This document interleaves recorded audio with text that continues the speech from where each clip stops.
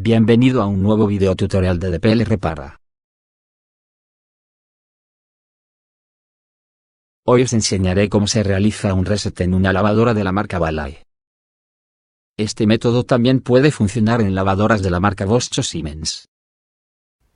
Será necesario realizar un reset cuando se detecte un mal funcionamiento de la lavadora, pareciendo estar desprogramada, o si aparece algún código de error en el panel de mandos.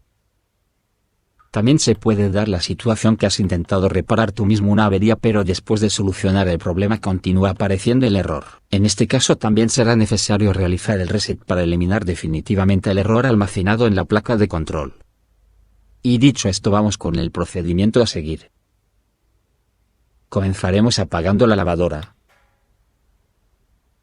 Con la lavadora apagada pulsaremos la tecla Inicio Stop, y manteniéndola pulsada giraremos el selector de programa a una posición a la izquierda. Una vez que se enciendan las luces de aclarado y centrifugado ya se ha realizado el reset correctamente, por lo tanto, ya podremos dejar de pulsar la tecla de Inicio Stop. Si no se hubieran encendido estas dos luces, puede ser que no se haya realizado correctamente el reset, por lo tanto habría que repetir el proceso. En algunos modelos de lavadora de estas marcas también se puede realizar el reset siguiendo el mismo procedimiento, pero en vez de mantener pulsada la tecla de Inicio Stop, hacerlo con las otras dos teclas pulsándolas simultáneamente. En mi caso son las de reducción de centrifugado y agua float.